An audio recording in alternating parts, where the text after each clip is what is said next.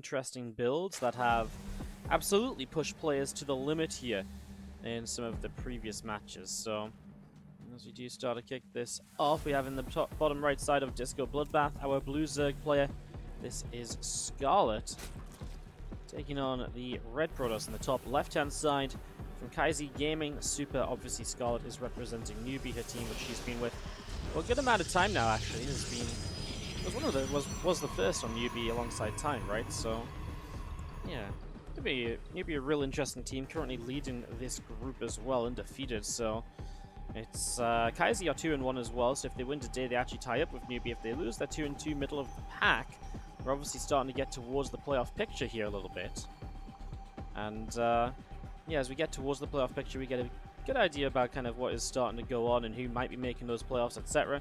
And obviously you start to really figure out how important each of these matches are, which is generally very, very cool. So yeah, kind of interested to see what comes out of this as we do just see our probe scouting around a little bit. Is going to be moving around into the main base, trying to be a little bit of a nuisance. Now Super is absolutely one of the players who will very often play very aggressively, will play a lot of 2-base, 3-base all-ins and stuff like that. As we get this ready to roll. Is the volume too low? My volume shouldn't have changed at all from yesterday. So my volume should be the exact same as yesterday. If someone can confirm if it's too low or something. I am really tilted with my audio setup. Like every day it just seems like it just changes from what it should be. Alright, so as the Overlord comes up to the top left-hand side, have a look to see what's going on here. Pick up a little bit of information.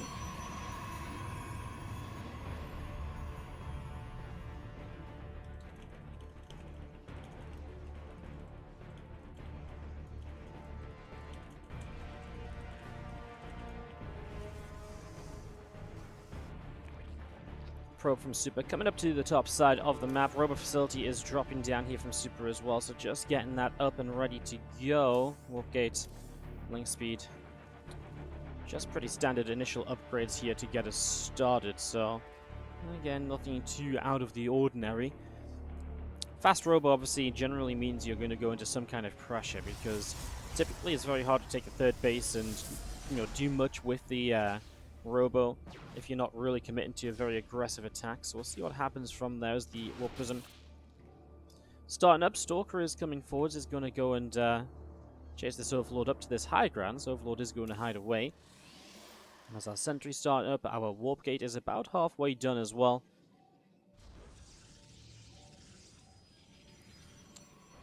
You know what? Now you guys have got me thinking my volume's too low as well, and I'm just all over the place. Oh yeah, I don't know what's going on. I'm just gonna live with it until more people complain in the chat. It's actually a pretty good strategy usually. Stellaire is on the way up. In the end with the Forge, this is not going to be generally overly aggressive. I mean, you could still hit some kind of a +1 time in attack, so that is something to perhaps keep in mind here, as we do have the Zerglings from Scarlett coming out through the center. One of them positioned right in the middle there, the other few pulling out over the left-hand side. This Observer from Super heading down to the bottom as well. Also just trying to have a look to see what might be going on, as we have got Rotor and Lair. New Overlord, a couple more Zerglings coming into play here. Mortal and the +1 on the way out. That Mortal's going to just jump up into the Prism here, and the gateways continuing to be added in. So Super getting a couple extra gateways down. We are just going to be seeing him. Looks like he might go indeed for kind of an Immortal Sentry +1 attack timing. I mean, it's the kind of thing I'd expect Super to do, right? So while you see the Forge, it's like, well, you know what, it's a kind of an early Forge. Like, it looks like he's getting the upgrade in time to hit a time. And well, now we see Scarlett is already making roaches. She has to defend this first Immortal, which is picking off her creep. As we do just have the extra drones just on the way out as well. So a lot of setup here at the moment, as we do have the third Nexus will begin, but I mean, there's so many gateways here, there's no way he intends to use that third Nexus, at least not right now. As a follow-up, well, yeah, maybe, perhaps. I guess it's 6 gateways, right? So the transition potential is there to kind of fall back, go into that third Nexus, probe it up. Scarlett's already poking around with the Zerglings to try and come in towards the Nexus, towards the pylons. Trying to apply a little bit of damage here as the Warp Prism going to jump over the other side, and, well, is going to be able to pick up a creep tumor to begin with here, and, well, Observer taking a couple more shots from the Queens as well. So just taking that little bit of extra damage. The Prism going to continue down to the bottom side. Again, we do have the Zerglings of Scarlett just coming up to the top, going to hit this third Nexus. There's an Adept in between the two pylons. Just allow him to pick it away to a couple of these Zerglings. So, again, a little bit of damage being done as a good amount of army from Super coming down the left-hand side. Really getting ready to go into this push now. Now, Scarlett has droned up and she started a spy, and those are all resources which are now not going to be part of this defense. So, can she make this work out for herself? Well, let's find out. At the moment, the third hatch is taking a lot of damage. Super is dropping a good couple of force fields as well. First files will break those down. The third hatchery goes down. I mean, from Super, that's already a fantastic start. Pulling back. 8 drones went down in this as well. Force fields once more, trying to get a few of these roach kills now as Immortals in the front are just not really taking any damage. The Scarlet's numbers are dropping pretty quick so far. Super reinforcing with the Stalkers as well. You just see the army from Super back around the left-hand side. Scarlett will re-establish a base in the center, but Super's going to be pretty quick to move to this, and this is obviously, I mean, force fieldable all over the place, so don't think Scarlett's going to get that up there as Super. A little bit more damage on the hatchery. So we've seen the blink is starting up on the Twilight Council, so is with +1 armor as well, continuing to attack up here a little bit. Interestingly, he goes armor rather than the +2 attack, given the army composition, but I guess it'll finish a little bit faster. Maybe just thinks whatever finishes fastest is best here. Kills the hatchery, no cancel. So no money back on that one as those roaches and the Ravagers from Scarlett still poking up the front. A few extra Stalkers and Azals come in the left-hand side. And there is Super pulling back to the top. So Protoss units going to pull back. I mean, Super has transferred units from the main to the third. But he hasn't actually saturated the third base. So it looks like he was just pulling back home to get himself some of the Stalkers that were back there. Just gives himself a couple moments. Now, this does give Scarlett a few seconds to get some Mutalisks up. Whether that's going to change the game? Well, the defense at home is a cannon on the third base. Nothing in the natural, nothing in the main. So, it's got potential, but Blink's about to be done. So, I mean, Super is... Does he know about the Spire as well? I mean, it's on the third base, so yeah, he did see this. Yeah, I mean, Scarlett gets the Mutas out, but they have to do so much here, and it's just unlikely, right? Because especially with Blink coming up, you know, the +1 attack already on the Stalkers, they're going to be able to warp in and deal with the Mutalisks very easily, and so you don't even really have to worry too much about pulling back home as that warp in start, and as a few probes will sure start to go down, but, I mean, Scarlett's playing on 2 bases. Super has denied this yet again. As you see the units from Super continue to push up in towards the natural. I mean, he is now to the third base. They're being annoying, right? But again, there's nothing really for Scarlett to defend here, and she very much so knows it. Types out G, and we do see Super picking up versus INnoVation here. Newbie versus Kaizi Gaming. We do have the blue Terran player in the bottom right-hand side. It is time. Taking on the red Terran player in the upper left. Can we get some cheers in the house for INnoVation? Super takes INnoVation's team Kaizi Gaming up 2-0 in this series, and INnoVation, if he can take down time here, 2-0, will take this to a win for Kaizi Gaming, which will put them tied at the top of the group for the moment in Group A. Again, Newbie 3-0, Kaizi Gaming 2-1.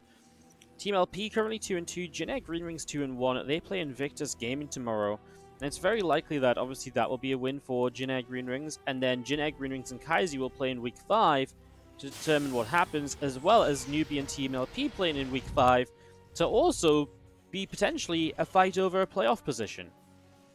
So, very, very exciting stuff there. And as we do see the Orbital Command morphing in from INnoVation, and we do already have a couple of different build orders. INnoVation, the double gas expansion. Time does go for the one gas expand, so a little bit more macro focused, and it will pay off for him this time around. Now INnoVation will have that faster factory, and he's hiding stuff up to the top as well. This would be really cute if, of course, time comes up and he's like, oh my god, where's the barracks? And it just gives him a few seconds of worrying. But obviously he did an SCV scout, and so the little play of position is structures up to the top of the main base there. Doesn't really achieve much from INnoVation. Just going to see the Reaper continue to move around then from INnoVation, coming down the left at the moment, as we're going to be seeing the command center dropping down onto the natural.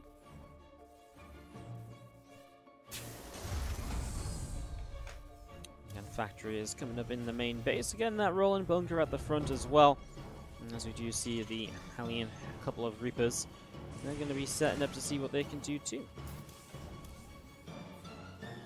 Reactor about to finish up on this barracks, and another Hellion on the way out as well.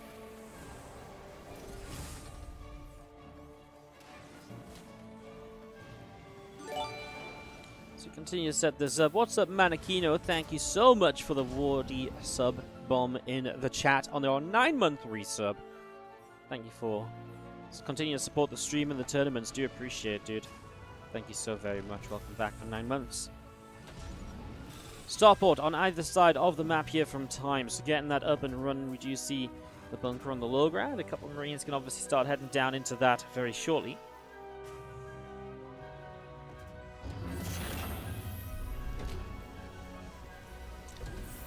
So far then, this game obviously just really kind of evens out. I mean, while it was slightly different openers, there's not much between the two of them. And so we really are just left kind of waiting for something to happen. Even the kind of units here have been very passive. This is the second time INnoVation moves forwards here, and you just saw a bunker at the front previously. Time has still not moved out of his base more than just to check for a proxy racks play earlier on. And so we really are just setting up into a little bit of a slower setup TVT. Love this. This was really cute. The Hellion comes forwards, and what happens here, this was a very kind of niche interaction. So the Hellion comes forwards and time sees it. Now, if the Hellion takes damage, INnoVation will back away, right? But because the Hellion didn't take damage, INnoVation jumps his Reapers up. And the reason the Hellion didn't take damage was because time commanded his units away, but not far enough away that they wouldn't be able to fight when the Reapers hop up. And so INnoVation loses both of his Reapers. That was really cute play from time, because if time doesn't see that, his units will auto-attack the Hellion, and INnoVation just backs away. He's like, okay, there's units there. I'm not going to jump up into that. That's really, really well done here by time. That's a really nice little play. I mean, INnoVation maybe should have been a little bit more, scared of it, a little bit more cautious, because obviously, there's a bunker at the front. What's the likelihood there's nothing here? They maybe thought there was going to be 1 or 2 units there, maybe get the Reapers up, kill off something, and hop back down. Yeah, really well played there by time. Really got to appreciate the mini-map awareness that takes, right? You've got to be constantly paying attention, like, oh, waiting. When the Hellion comes in here, you're like, okay, then I move, and obviously Hellions are pretty fast, so you have to move pretty quick, so that was a really cute move here early on, as you will see. The couple of extra barracks dropping down, so 2 more barracks dropping into play, and, well, just a much faster stim pack here from INnoVation, so as a 3rd CC comes up, time will scan just to pick up info and confirmation that INnoVation is going 3 CC. That is very important to take note of, because obviously then you get given a lot of different options as to how you follow up. This command center in the main base of time setting up as well, as we will see 2 medevacs starting to head down the left-hand side of this map. So 2 medevacs coming down the left, as we'll see Stimpack coming up on both players' barracks. Medevacs are coming along here as well. Marine kind of wandering around over to the right side. Orbital command setting up in the main. Couple of extra engineering bays dropping from time as well, as we still have this Hellion patrolling on the 3rd base. So continue to patrol there. We do see this orbital command beginning to morph in. Tank from time sieging up, and as the tank sieges, we'll just see the couple of extra reactors still building on the racks. I mean, again, it's a very passive TVT, and both players are just allowed to do what they want. INnoVation's a few seconds behind on 1-1 upgrades, and when they're both allowed to do what they want, obviously they're doing the same thing, because there is an optimal way to play TVT, and that is Marine Tank on... Well, if you go Marine Tank on Marine Tank, I mean, obviously you can play Mech as well, but once you've decided to play Marine Tank on Marine Tank, there's only, so much difference you're going to see between them, so... It's kind of crazy, usually in TVT you see a lot of those Raven pushes, you see a lot of harassment, early game, a lot of pushing forwards.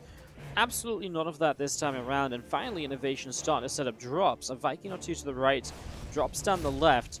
He actually already has a Raven and a couple of Medivacs over here. He's really starting to set up for some further damage, so really liking this as those two Medivacs continuing to the bottom. As you do see the combat shields about to finish up, so INnoVation will have a combat shield advantage. Continue to set this up.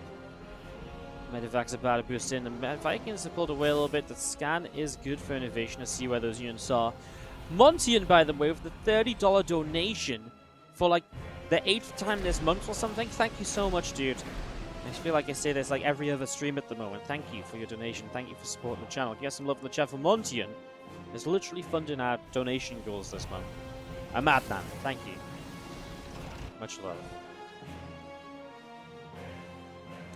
Marines, tanks, and Medivacs just end up on the left then. INnoVation going to sit outside of Sensor Tower range and, well, just quite literally sit around. He's not really doing much. He will not really be able to make much of a play in here from that side. Random Widow Mine hidden behind a flower.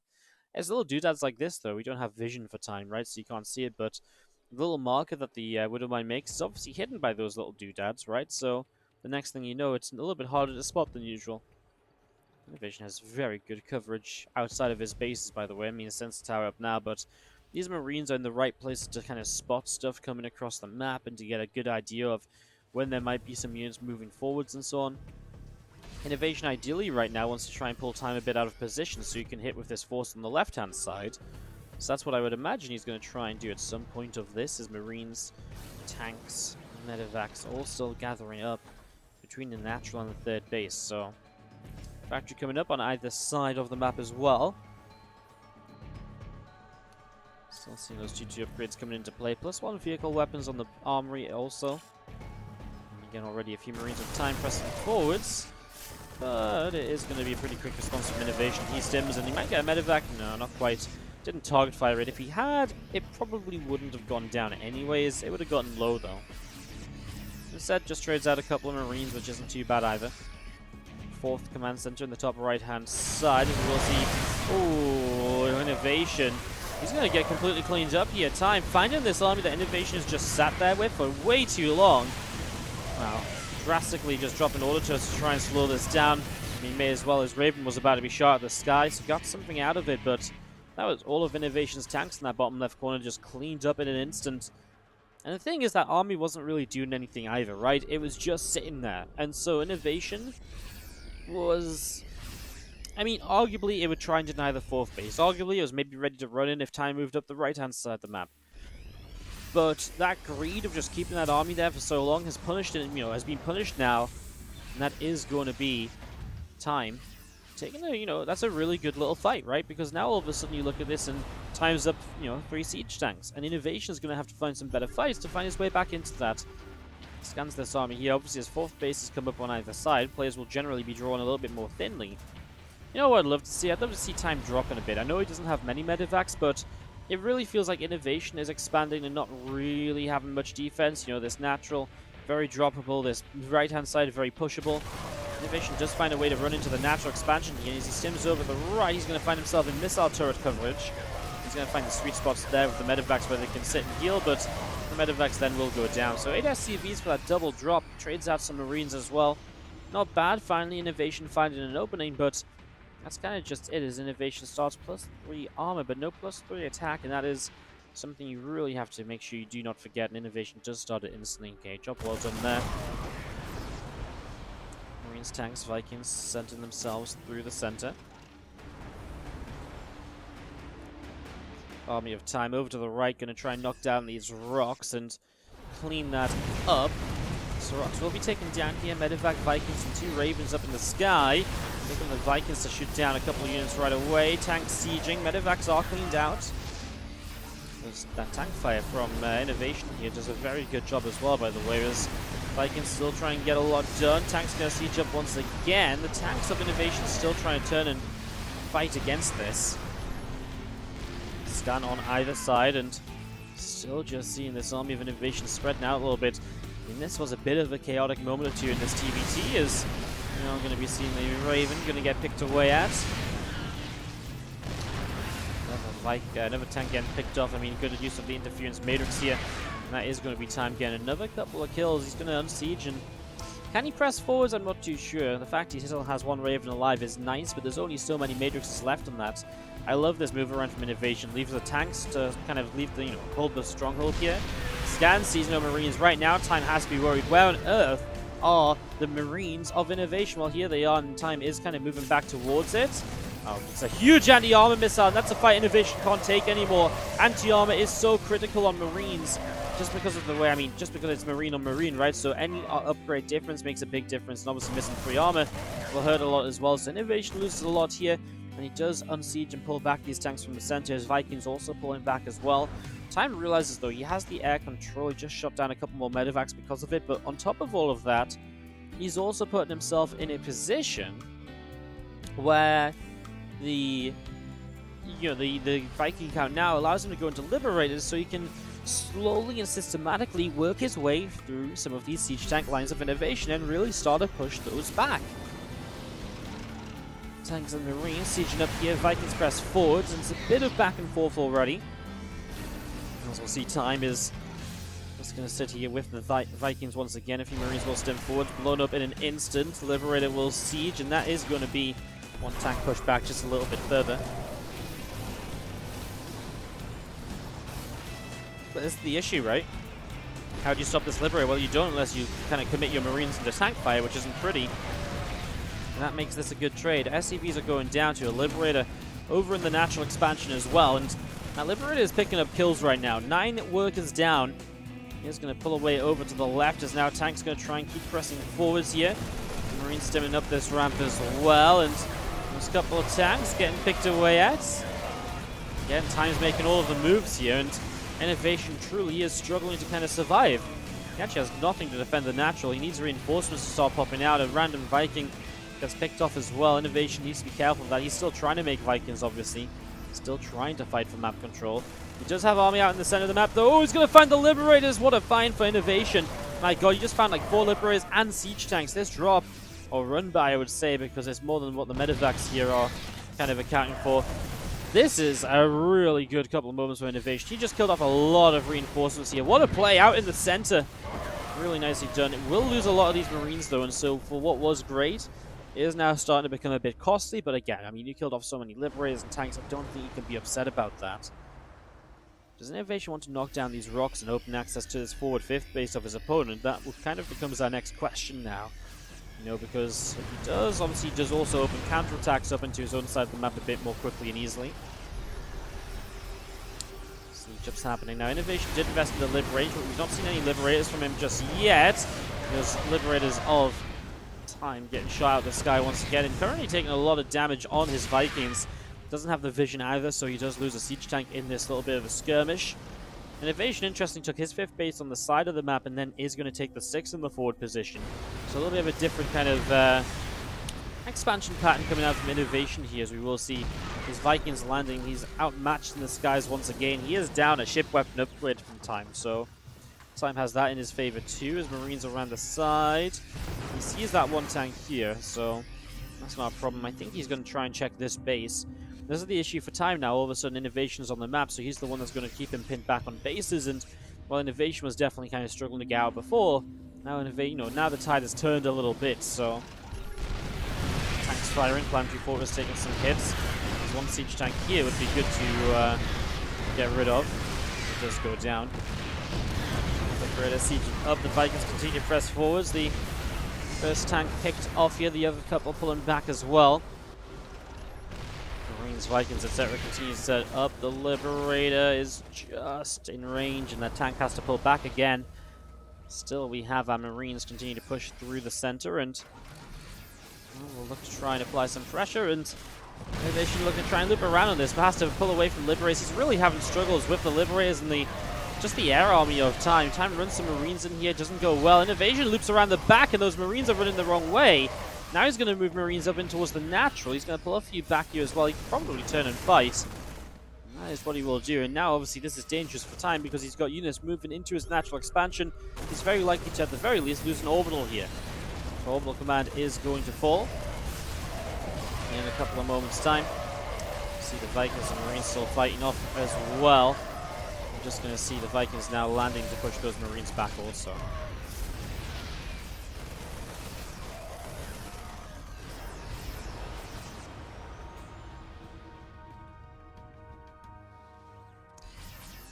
Marines, Vikings, tanks continue to come up from time up the right-hand side. We do see this army of INnoVation coming down the left. Tanks will siege and will be able to pick their way through that planetary forward. So some damage being done. SCVs are going to be repowering this planetary quite nicely.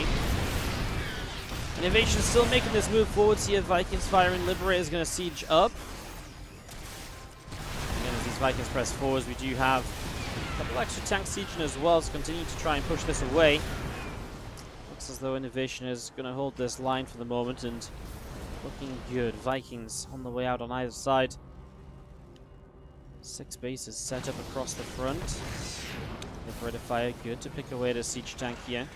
Extra Liberators just going to be pressing forwards as well and able to keep kind of a Marine tank force at bay for the moment. So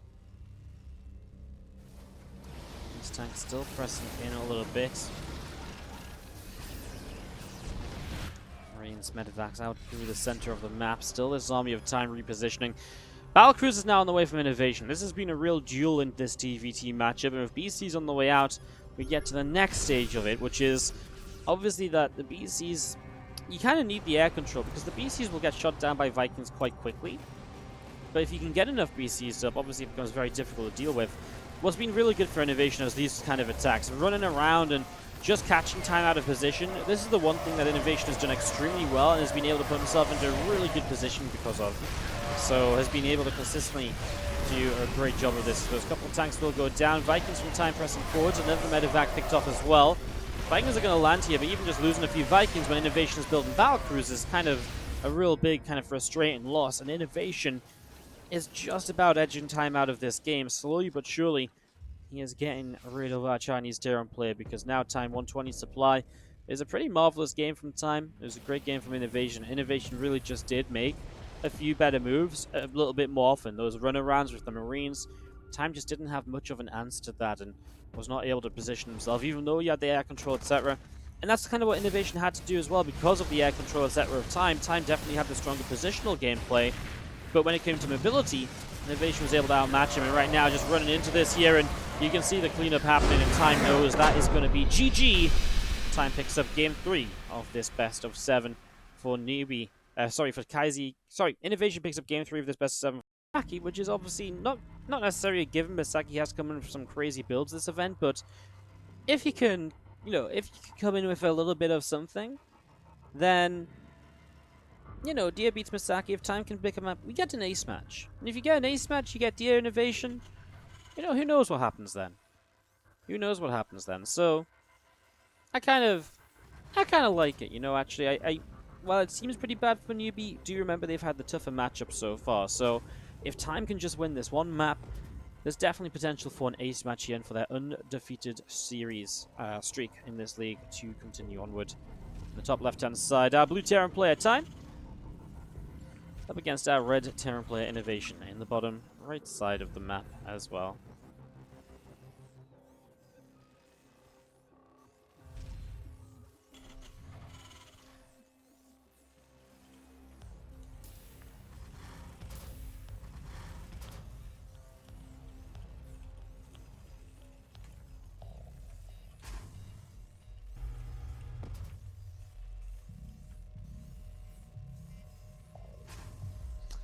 So, setting up into this, see what's about to happen.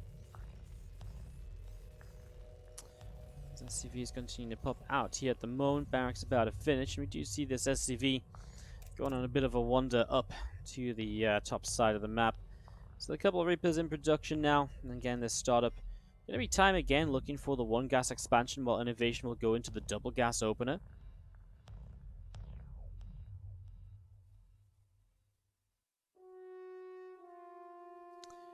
SCV comes over the left-hand side. CC building up, and yeah, Reaper on the way out for the moment as just see CC coming into play. Again, just want to take a moment as we have a bit of a quieter second or two in the game.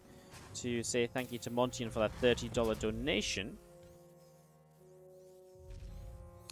Really do appreciate it, dude. I mean, like I said, I feel like I've said this every day, or every other day for the last week or two, so really do appreciate it, buddy. Thank you so much for the donation. Thanks for supporting the stream, as always. Much appreciated, much love. Game number 4.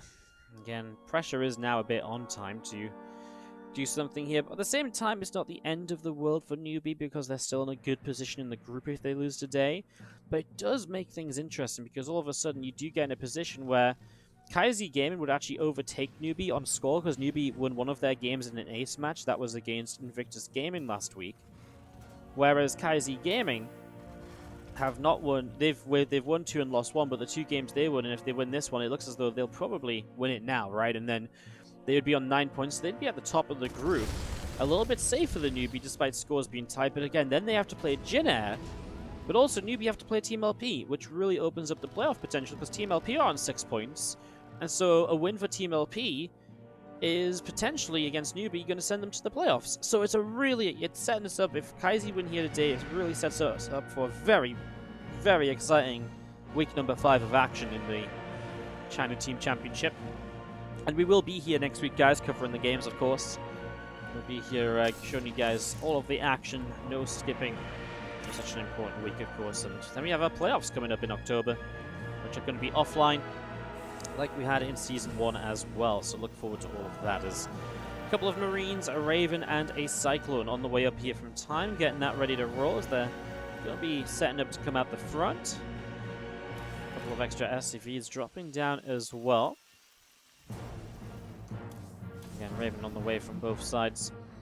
We're again in that sort of scenario where after the first few minutes, nobody has really done anything too crazy. No one has really been trying to scout too much or anything along those lines even. It's been pretty passive. INnoVation, the most he sees is the bunker, and in fact Time doesn't scout at all. It's the exact same as game number 1 so far, so INnoVation gets a little bit more aggressive with this Widowmine this time. Sends it just out a little bit, and I like this, the bait of the Hellion on top of it. It just tries to say, hey, you know what, come and chase this Hellion down. Then the Widowmine goes off and blows up a few Marines, and, you know, it's just a few kills out of, you know, 1 unit early in the game. So it could be very, very interesting to see play out as well in the next couple moments.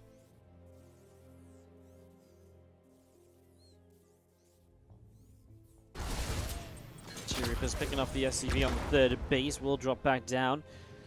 It's just a bit of a slowdown on the 3rd there. Now, INnoVation on the 3rd is actually really far ahead by a good little portion of time. And is there anything else in particular that's happened to cause that? Not really.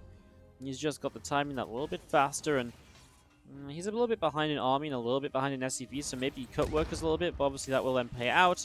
I didn't see what this Widowmine killed, actually. It was the Reaper, okay. So he got the Reaper kill with the Widowmine. So that did work out in the end. The Hellion took a bit of damage, but was able to disengage, and Widowmine will stick around. Keeping the Widowmine alive is really nice, because when you put it aggressively like this, you often expect to get one shot and boom, it's done. Now it might be able to get a second kill even, as it does reposition a bit more towards the kind of center area where units are likely to run through. Time to send 1 Marine down this ramp as well at the moment, just to see what's going on. Stimpack on either side. 2 more engineering bays coming up as a couple of Ravens, Vikings, and siege tanks all set themselves up between the natural and the 3rd base. Again, the 2 engineering bays from Time in the main base as well, so setting that up and keeping it going. His +1 attack and armor continuing.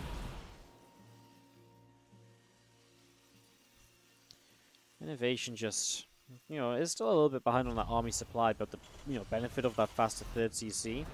Currently already dropping a mule, pumping out SCVs, is now a couple workers ahead, so INnoVation, you can see the income advantages suddenly skyrocketing. He was like a few SCVs behind before, but now he's like dropping his mules, he's having a wild time, so and they're looking pretty good at the moment. Here's you see SCVs continuing out.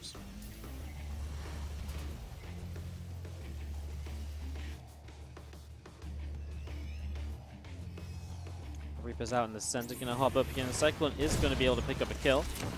Make that 2, so both those Reapers going down here, as we do see 4 extra racks dropping down in the main base, so 5 racks in total. set this up. Viking, Raven, Siege Tank out in the front between the natural and the third base here, and that's going to be seeing the Siege Tanks of time set up across the front. A bunch of Marines set themselves up as well.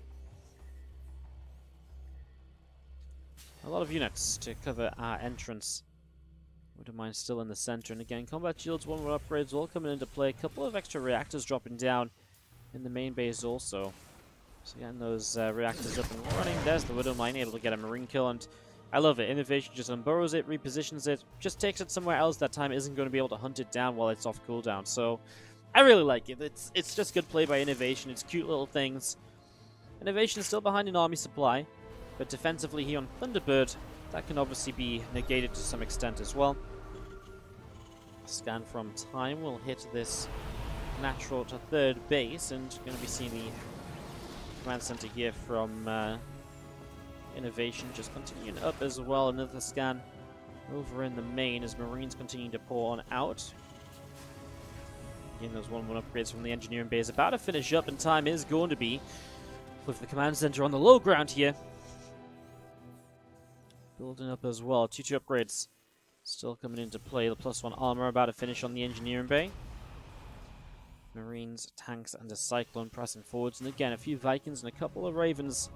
They head up this top side of the map. So it's going to be a good amount of units here, actually, to get this started. A couple extra Vikings on the way out still.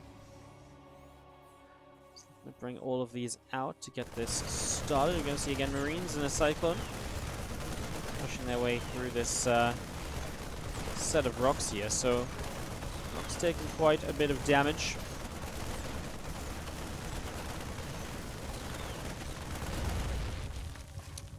We'll drop down. Obviously, this really is important just to open up this pathway. It really makes it an entire kind of lane of attack.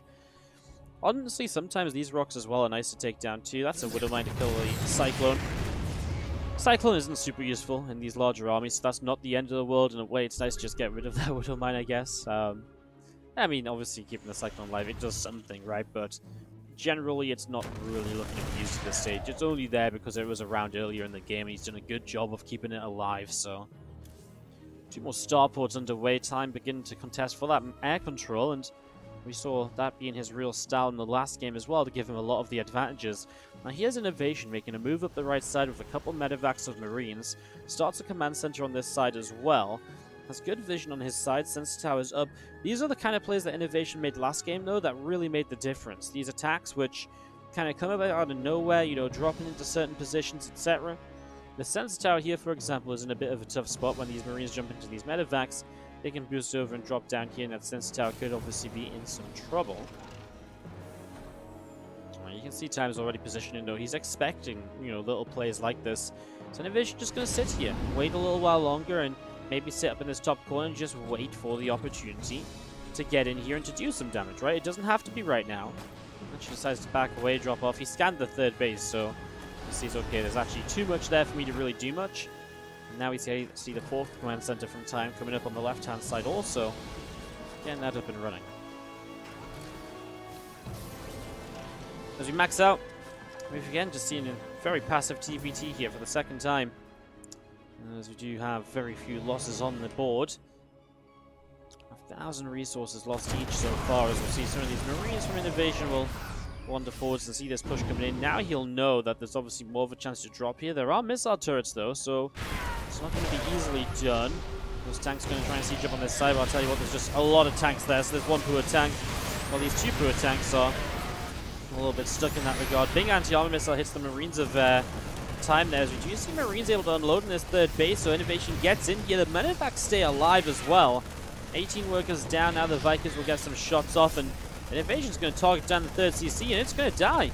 INnoVation kills the 3rd base, is going to get some depots, and Time is pulling back. It was a good position for Time, but it wasn't really a position that dealt real kind of strong damage, and that's what INnoVation is able to find across the map, and because of that, INnoVation takes quite a lead in this, taking down an entire command center. I mean, that's the main base orbital relocating, but I mean, there was still like a few hundred resources, like 1,500 resources left on the minerals there and 1,200 gas. So it's not, you know, well, it's not the end of the world moving that main base across. It's still some resources you're now missing out on that would have been kind of typically there.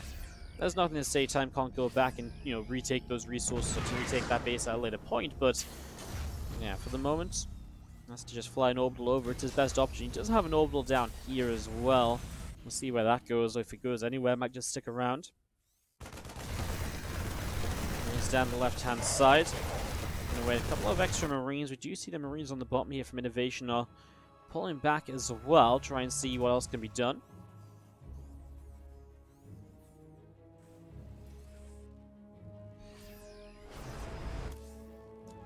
+3 attack, +3 armor. Continue to come up here. Weapon refit on the way out, halfway done. Corvid reactive from both players, so we're going to be seeing more Raven play brought into this. INnoVation is much better set up on the air terrain this time around than he was last game. Last game he was always losing a few Vikings. He was always struggling to get the numbers up. This game he's there, and he's already added on a couple BCs. Maxed out. Time is going to be added in extra Ravens already as well. I mean, BCs don't do much when there's going to be interference matrices to be thrown down, so there's a lot to consider at the moment. We are going to be seeing a couple of Marines getting picked off. Very interested to see how well these Ravens can do. Obviously, Ravens do require you to hit their abilities and pick those at the right times. That's a nice anti-armor missile. Anti-armor works so well against, you know, for the BCs, because obviously the BCs do a fantastic job of just having like a lot of attacks that go off. He flies in towards the base here, and I feel like this INnoVation going a bit too far forwards. He just flew into missile turrets to be able to make this happen.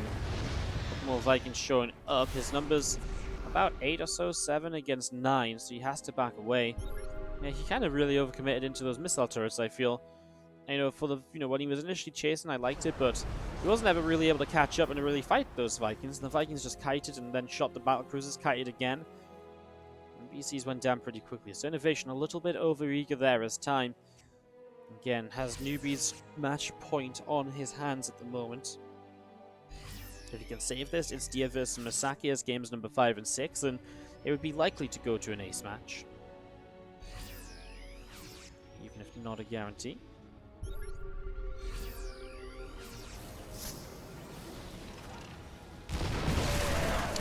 Marines stemming in, going to get a couple of tanks taken down here. Command Center going to be in a little bit of trouble. That's going full as the siege tank here from Time is setting up his wall over on the left.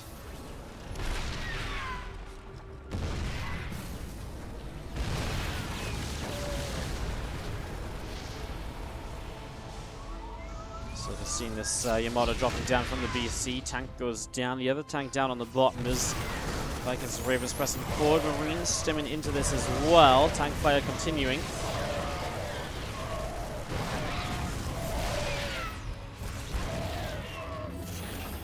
So the siege tank on the bottom side also looking to see what else is going on. So a few SCVs pulling up into the top. A couple extra refineries dropping down, and these battles continue to go on here. Command Center missile turrets continue to set up as we'll see the extra SCVs just continue to mine. Scans on the bottom side of the map as our Viking force with the battle cruiser heading up the right as well. Viking Raven armies, we do see. What is the numbers like at the moment? INnoVation has 4 more Vikings, 2 less Ravens, equal number of battle cruisers. Taking this top right-hand side, I mean, this becomes a standoff now in terms of who can hold their base better. Interestingly, INnoVation will just now start to take his base down here as well. Obviously means that Time has to look towards this base at some point, but then it's obviously very risky to take that base if you're not going to position it, which is why INnoVation sort of gets away in a bit of a better spot, because the armies are focused on the top. He's much safer taking his bases down the bottom. BCs coming in, they do have teleports away, a couple of Yamatos and now harassment. Multiple SCVs going down, teleporting some BCs over to that base there as well. That's Yamato that connects, but the teleport away is good. 11 SCVs lost for INnoVation as Time, making something happen here with those battle cruisers.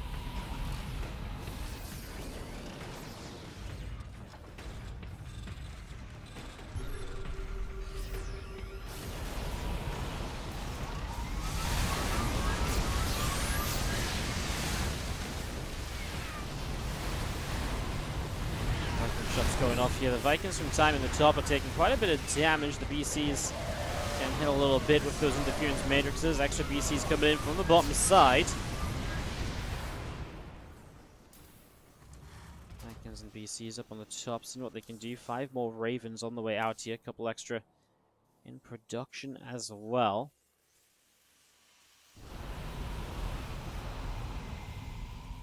And the Vikings, Marines, the Ravens gathering up on the top as we do just have a couple of extra BCs coming in, plus 3 vehicle plating on the way down, plus 1 vehicle weapons.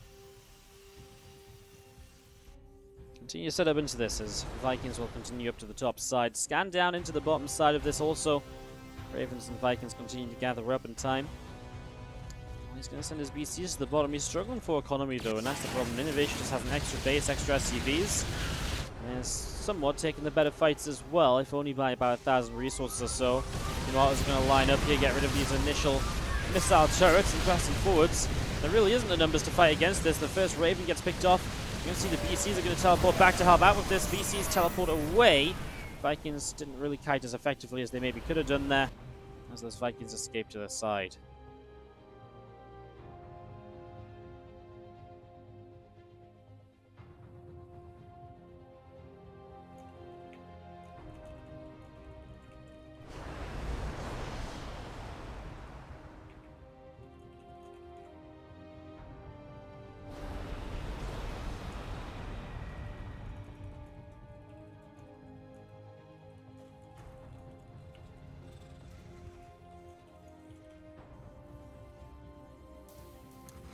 Going to see these BCs on the bottom going to be firing away, going to take a bit more damage as the missile turrets taking a chance to deal some damage as well. I mean, these BCs are very good at harassing. They're definitely an annoyance for INnoVation.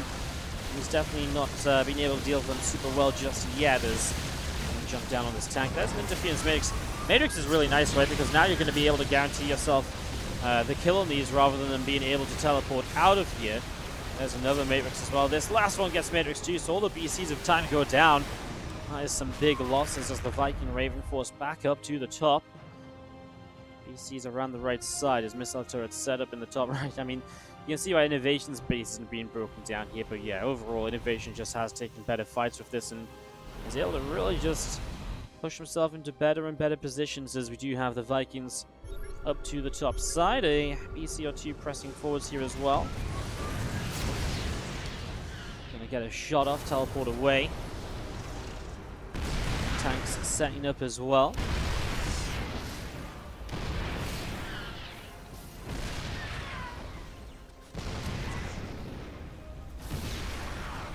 Tanks continue siege firing at the moment. A lot of SCVs going down.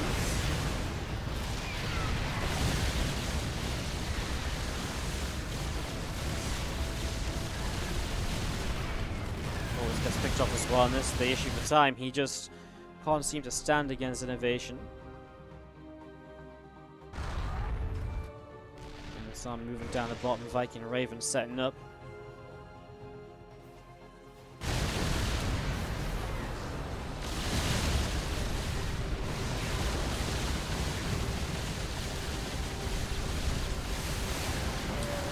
Intermedics is going down. Going to be seeing a big anti-armor missile into the center of the Viking and the Raven. Good job there as the BCs teleporting down to the bottom, and just going to be seeing them coming across. You're going to see BCs from INnoVation though are going to teleport up to the top. Why does he have so many battlecruisers? I don't even know. It's ridiculous. This air fight's a bit crazy. A lot of interference matrices down, and there's more to be spent, but the BC's about to come out of Matrix. So he's actually running the INnoVation, a little bit afraid apparently. He's going to turn and fight now. I'd love to see him. I don't know why he's not turning to fight actually with the Vikings in play. I really feel like he could have turned and got some shots off because the anti-armor missile there was obviously quite substantial. I know lost a lot of battlecruisers there, but still overall holds out and takes the better trade at the moment. Viking Raven down the left side.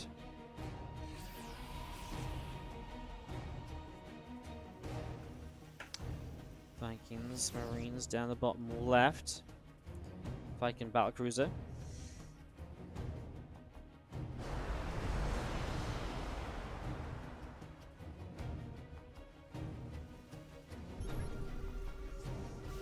Scan is going to come up on the top side there as well. Keep an idea of what's going on. Vikings battle cruisers still pulling around the right. The Marines tank pressing forwards. Missile turret starting to take some damage.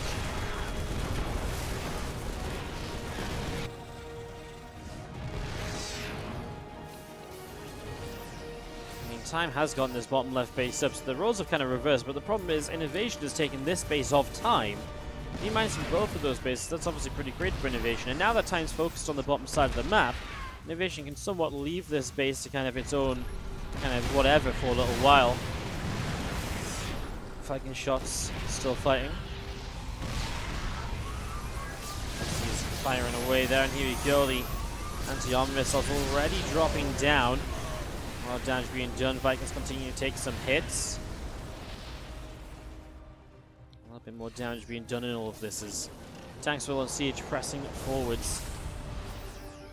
Time is hanging out over the bottom left a little bit here. Marines tank, Viking BC continue to press in slightly. Vikings firing. We're just going to be seeing the anti-armor missiles dropping down. Interference matrix is dropping all over the place, and well, those BCs taken out of the fight at the moment, but it doesn't really matter. There's too much here from INnoVation, and newbie are going to be 0-4, and that's going to be that. Misaki, games number 5 and 6. As we have got to the top left-hand side, our blue Zerg Misaki taking on the red Protoss on the bottom right-hand side, Dia.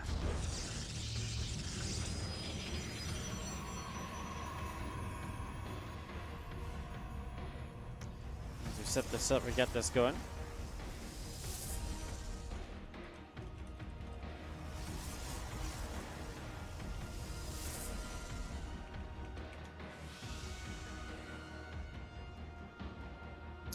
So game number 5, as we get this underway, we are going to be seeing the link speed starting up. Stargate dropping down from Deer as well, getting that going over in the main base as the probe pulls back to drop some minerals off into this. So at this point, the series is done. Kaizi Gaming get the big win that will put them at the top of the group. No one is undefeated in Group A any longer.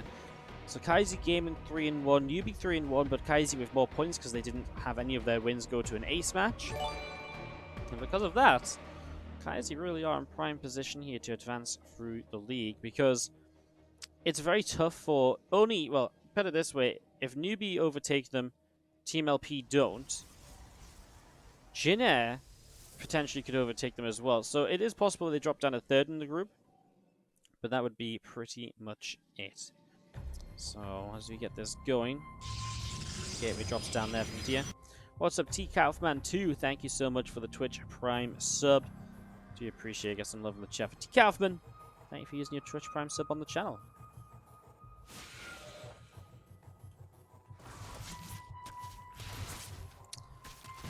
Do you see the Adept here poking around? Fast lair coming up from Misaki, and he has in general in this league when he plays ZVP shown us some pretty crazy ZVP builds. You know, super fast. Like I think we even had like a 1-base lair one time, and it's really been crazy. And I think he went for like a 1-base Nidus, like Link. It was really crazy, and it was very close to working. So I imagine Misaki will play aggressive here. The thing is, though, maybe he doesn't have to, because he doesn't have to steal a win away from Dia. He could just play his more standard style and see what he can do, because the series is already decided. It's 4-0, you know. Misaki and Kaizi Gaming have won. Maybe if he needed to pick up a win, he would do some cheeky stuff and, you know, try and cheese his way into it. But now maybe he can just play his more regular game and get some good practice in, right? Take a chance to see how well he does against Dia. I would take it. It's not every day that opportunity arises. T Kaufman in the chat says, Wardy, just want to say I appreciate your contributions to the SC2 community. Well, thank you so much for the Twitch Prime, dude. Really appreciate it. Like I said, helps us out a whole bunch when it comes to running events, keeping the stream going. Thank you for the support. Glad you're enjoying it. Do you see the revelation on the natural expansion? Oracle is going to get pushed away. I love the hidden infestation pit in this top right-hand side, because this would kind of be scouted otherwise. And now obviously it isn't. A Nidus network dropping down. Swarmhost obviously the last thing on Dia's mind at the moment. I think he will see the lack of a third base though, so you will have some idea of, okay, something a little bit funky is going on. As you see this forward wave pulling back a little bit, Crypt Tumor going to get picked off right there. 6 Swarm Hosts in production. Charge on the way up here from Deer as well. Our next series, by the way, we're obviously still in this one, but our next one, next best of 7, is going to be between Pixel 1 and Chivo. Sue, Ragnarok parting. Ragnarok versus Parton is the highlight match there, and will really kind of determine kind of how that series goes, I think. So very much so looking forward to that, as we do see our first Nidus Network attempt denied. The second one will come into the left of the natural, and that's where the Swarm Hosts are going to start popping out of, and that's where the Locusts are going to start flying to the natural expansion. So see what happens. Ooh, Oracles do get 6 drones here. Use the Nidus to put the drones into to try and save them. Swarm Hosts obviously now are revealed. A lot more depths warping in from Diaz. He will look to try and fight these Locusts apparently. Oh, but he's moving out as the Locusts come into the natural. Is that enough Locusts to kill the natural? Okay, he's going to move back in. Obviously, he can target fire, but I don't think it'll be enough to kill this. Okay, he actually turns to fight the army and the probes instead. I do kind of like that decision because this feels like damage you'll, truly get done rather than the Nexus. I didn't see it going down, and that would take multiple waves, and at that point, have you done enough? Well, probably not, but 7 workers obviously is a good start.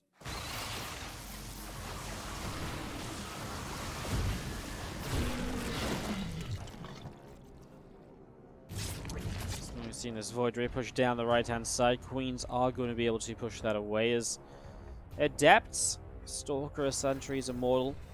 All heading out up through the center. Zerglin's going to run around the left, drop down a Nidus Worm over there. Still this Adept force here from Dia continuing up to the top, and well, Resonating Glaives on the way out. I mean, Swarm Hosts are here. If these Adepts commit, these Swarms can absolutely pop up their Locust, and I'm not sure. They're going to try. Okay, the Swarm Hosts are trying to trap the Adepts in so the Locust can keep dealing damage and get a few kills. Here's the problem. Now the Adept shade past, and now what is there to defend those Adepts? Answer, not a lot. Obviously, the Locusts are not going to be great in this scenario. We'll see a few more Locusts dropping down. Queen there in the main base got shut down as well. Locusts still running in after those Adepts too. Those Zerglings continue to pop out as well. Sentry on the front is going to get nibbled at and is just going to survive. No, the Ling got through on the force field. Well, here's the rest of the army. The problem is the Swarm Hosts on cooldown. When the Swarm Hosts on cooldown, this army from Dia doesn't do much. When they're not on cooldown, well, yeah, they're having a bit of a tough time. So here we go. Locust dropped in again, and I mean, Dia just backs away. He'll just wait for the Locust to fade. Then he can try and push up here again. Again, that's the issue of having the majority of the army be made up of 21 Swarm Hosts. Obviously, if you start sending those Swarm Hosts around as well at different times where you're doing bits and pieces. This is nice, actually. So this is nice. So he's got a second wave of Locusts that's actually kind of starting to line up now. So instead of a couple Locusts at a time, it's a real sizable amount. Dia's taking some more losses here. Adepts still shading around. The Swarm Host on the low ground gets picked off. I mean, this is obviously, again, Dia's moment right now. Misaki waiting for the next wave of Swarm Hosts, losing some drones in the process. 2 bases each. The army supply is there for Misaki. It's just a case of, can he do this? Okay, we're going to see a bit of a split up. A few Locusts on the bottom side, a few chasing the Adepts in the main. Another round of Adepts warp in from Dia. Locusts again are doing a good job of chasing those Adepts in the main base. Dia is not paying attention, so we'll lose a couple more. Swarm Hosts getting a few more Locusts out here whenever they can. And again, the Glaives on the Adepts obviously helps quite a lot against these Locusts, which are light, so they take the bonus damage. Man, this has truly been something, hasn't it? You know what, though? Misaki is ahead in army supply. And as he drops a couple more Locusts in there, he kills another Adept or 2. I don't know if Dia can keep this up. You know, it feels like every time he gets ready to go in again, the Locusts are a little bit closer to being ready, so there's less timing window for Dia to really get damage done in. This time is actually kind of crazy, as you're going to see. Now the Locusts even got to save themselves a few extra seconds, which means the rest of the Swarm Hosts have even longer to get the cooldowns off and ready to go. And these Locusts are still picking up Adept kills, right? And eventually Dia, gets, mined out in this scenario. He gets dried out while the efficiency of these Swarm Hosts obviously do very, very well. These Locusts, if they want to commit up into the main base, which they will, they're going to find themselves in some trouble as the Locusts start dropping down. I mean, drones are pulled into this as well. He's just trying to keep the Adepts in range of the Locusts. As we can see, a few drones will go down. The Adepts are now shading back out. Well, I feel like the Swarm Host trying to block the Adepts in actually almost stopped the Locusts reaching them, which was a little bit amusing as well. This is not done yet. A few more Adepts from Dia walking in on the right side. Suddenly Dia's gotten a bit more momentum in all of this, and so he's kind of holding on. He takes an expansion up at the top, so he will have a third base, and obviously there's no aggression from Misaki. third base from Dia is what he's missing, right? Because he just needs somewhere to send these extra probes. And that's a big deal for him as he kills kills off the natural. Misaki needs to find a Nidus across the map to do some damage, because he could absolutely afford 3 or 4 Swarm Hosts across the map, and then obviously they can do a lot of damage. This is a lot of Locusts to use on an Immortal that gets lifted up here. I think Dia just knows that he's done the eco damage to just sort of wait this out a little bit. But yeah, this is absolutely where the Nidus should be coming into play and getting more done. He tries to drop one there, but it's denied instantly. Does he know about this base here? No, if he did, he could just drop. Well, he already has a Nidus here. That's what he needs to kill, that base, because then he can keep this to, from Dia. If Dia can't build any extra, then he's in trouble. Well, player's going to be called from Misaki. He's just going to tap out. Thinks Dia has enough to take it down. So Dia, what craziness Misaki comes up with this time around. I like it, trying some crazy stuff. This was a bit more. It was fun, right? It was close. It was close. As we have to the top left-hand side, our red Zerg player Misaki taking on our blue Protoss player Dia in the bottom right.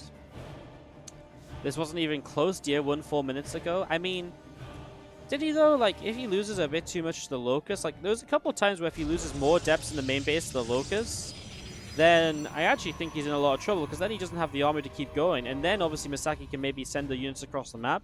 All Misaki has to do is keep the natural alive, and if he keeps the natural alive, he can also pressure across the map and stop Dia expanding.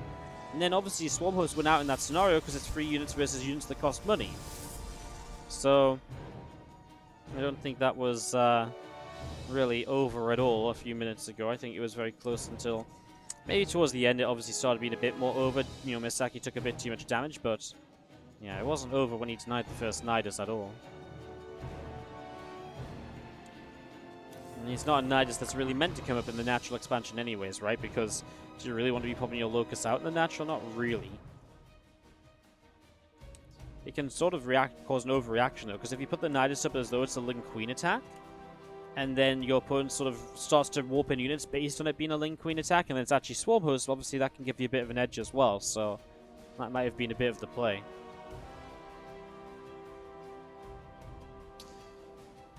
Anyways, game number 6 of this series, the last one. And then again, series number 2 going to be starting up. Like I said, busy day of StarCraft 2 today. So much StarCraft going on this week in general. A lot of StarCraft happening in just the typical kind of build-up to BlizzCon, so not too many surprises there.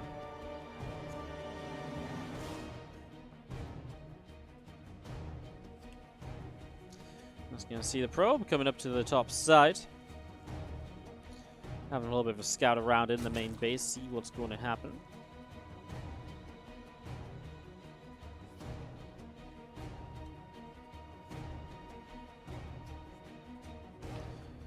So you just see this probe having a little bit of a scout at the moment. Stargate dropping down here from Dia, so it's going to be about halfway done.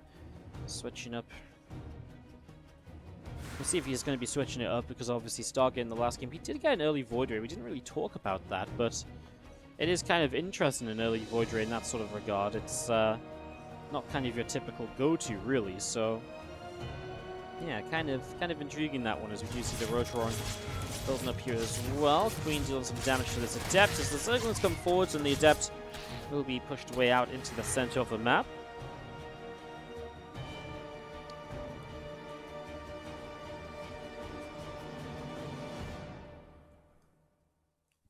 Roach Roaring is on its way down, so Misaki is just going to go super hyper aggressive this time around with the Roach Ling opener. So see what he can do here, as Dia will still try and just make this a respectable scoreline for Newbie, if nothing else.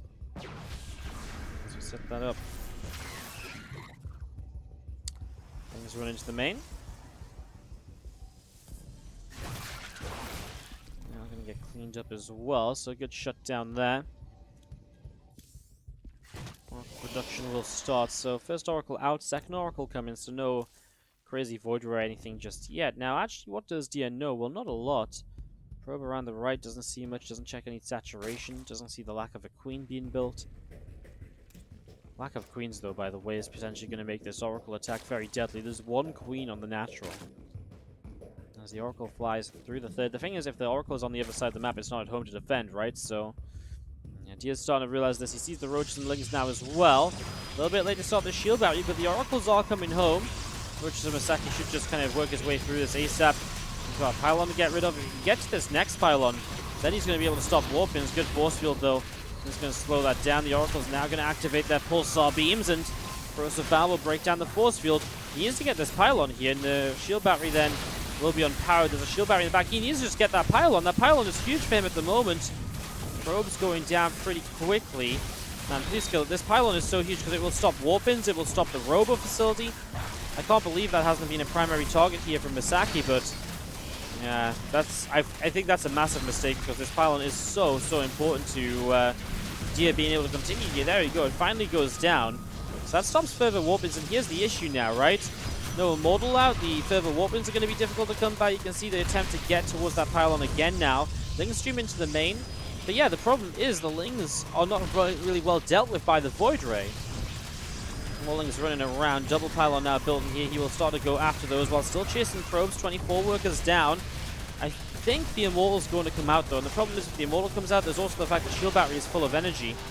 So it's not really good target firing on trying to get rid of these pylons, and you will see the Immortal out, probe still pulled, Oracle still helping as well. They picked up 13 kills on one, 12 on the other. The Void Ray picked up 16, and that should be it. And Overlords have been rallying across the map too. Obviously a mistake as the Void Ray will try and take this down, but I do think Misaki kind of messed that up a little bit. The first pylon could have been killed off a lot sooner. That meant this Robo would have been down a lot faster. I would have given him a lot more chances. I think he would have stopped a couple of warp-ins as well, which would have been really crucial in all of this. There was no gateway in the main. So I do feel like that was a bit of a mistake. I mean, he's going to drone up from here. He has got Dia down on 20 workers, but here's the issue. He is super supply blocked at the moment, not having a pretty time at all. That Void Ray picking off Overlord after Overlord so far. Thank you, AOIT, for the 18-month resub, the year and a half. Enjoy your brand new sub badge. Thank you for continuing to support the channel as always, buddy. Thank you for the 18 months. Good to see you. Oracles will chase this queen away to the left-hand side and will just find themselves the kill. So that's 2 queens down. There is no Spore Crawler up right now, and Void Ray goes to chase this queen away into the main base. We'll stay in range of it, and okay, there's a Spore in the main. The Void Ray will just commit onto the queen though, and then it will back away towards the natural where it might be able to cancel the Spore Crawler still. Nope, just going to go after an Overlord here in the main base as well. Why not, I guess. And then hit some of the drones on this mineral line. Yeah, I mean, damage continues to be done right. Dia will just get further and further ahead at this point. His work count coming back up while Misaki's drops down. Dia looking to... Dia looking good in this game number... game number 6. Forgery of Dia up to the top. We'll see a Dark Shrine dropping from Dia as well. Another gateway or 2 added in here on the main base. Oracles will turn back around the queens. One of them goes down pretty quickly. The queen's obviously able to put some good damage out onto that Oracle as well.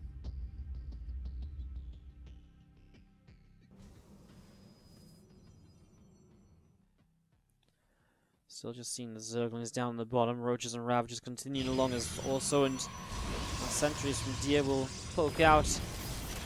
We have the first Immortal already taking a few shots on that.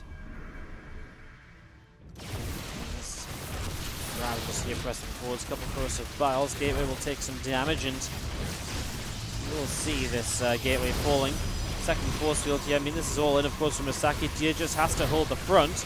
Doing so for the moment, although starting to lose a couple of sentries. More force fields having to be dropped. Dropping 2 sentries, 2 force fields at a time is getting expensive on energy. He falls back a bit further. I mean, it comes down to, are we going to see pylons being killed again? Because I feel if you target this pylon on the bottom, is the Robo still in reach of the other pylons? Not sure. I mean, obviously he's just going to dive in for these units, apparently. These Immortals only have so far they can run. Corrosive Battle and the Immortal on the top side here, which isn't in range to shield batteries.